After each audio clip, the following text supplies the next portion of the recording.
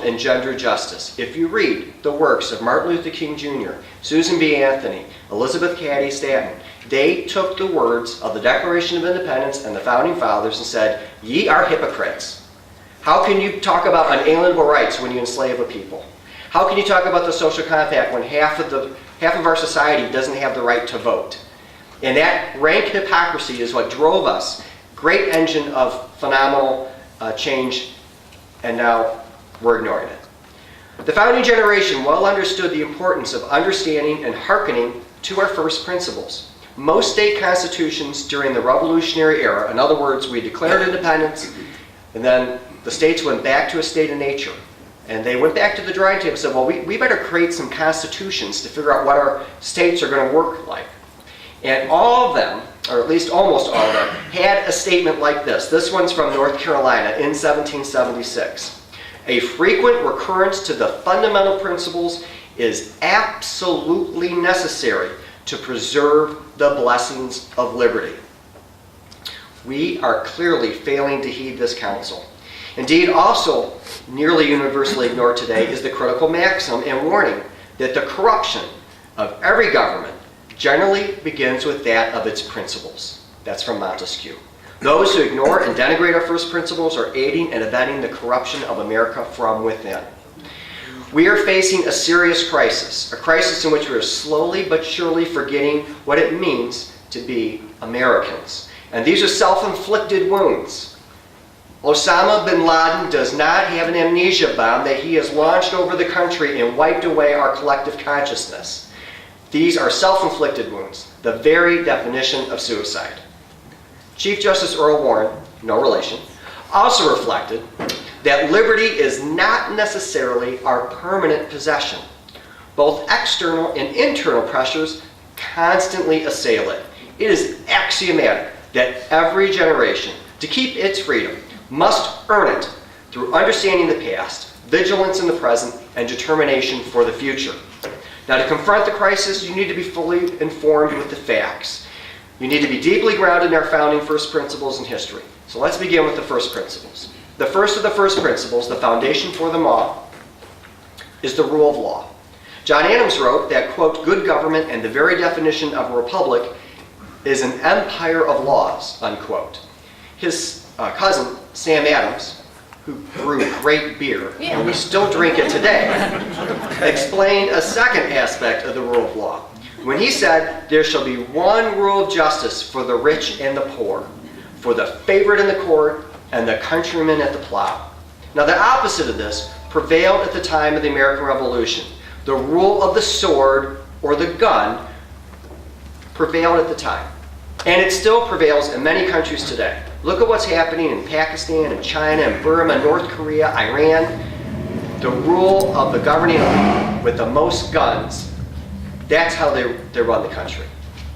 Now, we have rejected it totally and absolutely and said, no, the law will govern, not weapons and violence. And that we're going to treat folks under the law the same. When I took my oath to become a judge, that oath means that I'm going to treat the janitor to the CEO the same way. No special privileges, no special class. The next first principle is unalienable rights. This right is specifically acknowledged as a self-evident truth in the Declaration of Independence when it says that all men are endowed by their Creator with certain unalienable rights, that among these are life, liberty, and the pursuit of happiness. John Dickinson, an early and leading opponent of British oppression, really over a decade before the Declaration of Independence, explained the essence of this understanding.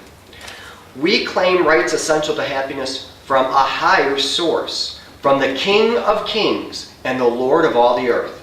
They are not annexed to us by parchments and seals. They are created in us by the decrees of providence, which establish the laws of our nature. They are born with us, exist with us, and cannot be taken from us by any human power without the taking of our lives. In short, they are founded on the immutable maxims of reason and justice. This understanding was widely understood by the Founding Fathers. The Bill of Rights of Virginia of 1776 specifically provided that men, by, quote, by nature, have certain inalienable rights, of which when they enter into a state of society, they cannot, by any compact, deprive their posterity. namely the enjoyment of life. There's a big problem. Institutionalized inequality was the absolute prevailing regime at the time. America changed all that. But even today, we still have institutionalized inequality. Women in Saudi Arabia, for example, have to wear burqas. They've got no rights. Acknowledging the inherent good in all of God's creations, we embraced equality as a founding first principle. Another first principle set forth in the Declaration of Independence is this: governments are instituted among men, deriving their just powers from the consent of the governed. This first principle is called the social compact. The first principles recognize that the people have created the government to protect their rights, and the government receives its just powers from the consent of the governed. There's two ways to look at this. If you create a social compact because you want to get out of the state of nature in which man is kind of defending themselves and there's a state of war against all, you can have one of two things. You can have a government that you concede all your rights to, or you can have a government that's limited. We have given up our rights to preserve them all. For example, we allow police and prosecutors and judges to mete out justice as opposed to vigilante justice. We have a border patrol, supposedly, to protect the borders. We have an army to protect us, etc. James Wilson, a great but almost forgotten founding father, expressed this sentiment. By entering into the social compact, though the individual parts with a portion of his natural rights, it is evident that he gains more by the limitation of the liberty of others than he loses by the limitation of his own, so that in truth, the aggregate of liberty is more in society than it is in state of nature. Another first principle is probably the least remembered today. Also expressed as the self-evident truth in the Declaration, it's often referred to as limited government, and I use that phrase, but it's really much deeper than that. Here's the Declaration. To secure these rights, governments are instituted among men. Again, as I stated, the social compact can come up with one of two ways of approaching government. One is that you give up your rights to protect them all, and therefore you've consented to the government, and the government therefore can do anything it wants. And Thomas Hobbes, a great English philosopher, believed that. And he wrote, "Nothing done to a man by his own consent can be injury." So you can have an unlimited government because you've entered into the social compact. You have to live with the results. They can burn your home, they can tax you out of existence, they can throw you in jail without due process, etc. And many, many, many countries in the world operated that way at the time of the Revolution and still operate that way today. The Founding Fathers rejected that proposition. We embrace the first principle, as Thomas Jefferson wrote, that our rulers can have authority over such natural rights only as we have submitted to them.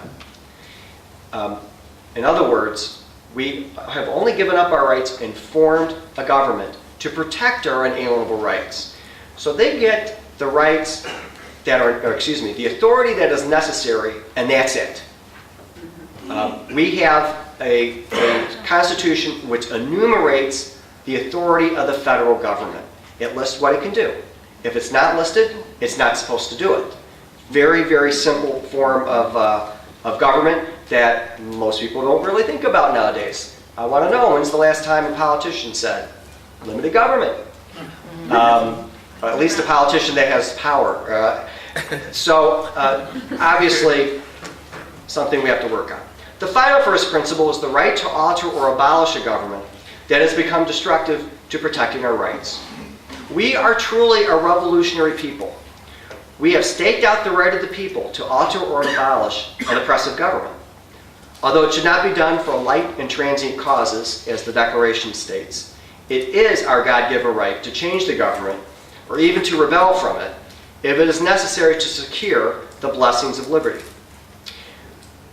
I want to explain this and elaborate a little bit. On March 23rd of 1775, Patrick Henry, a poor boy and former storekeeper turned Virginia lawyer, was credited by Thomas Jefferson with setting the balls of the Revolution in motion, and he was before the Virginia Legislative Assembly. Henry declared that the colonists had done everything that should be done to avert the storm which is now coming on. We have petitioned, we have remonstrated, we have supplicated, we have prostrated ourselves before the tyrannical hands of ministry and parliament. Our petitions have been slighted. Our remonstrances produced additional violence and insult. Our supplications have been disregarded, and we have been spurned with contempt from the foot of the throne. Our chains are forged. Their clanking may be heard on the plains of Boston. if we wish to remain free, if we wish to preserve and violate those inestimable privileges for which we have been so long contending, if we mean not to basely abandon the noble struggle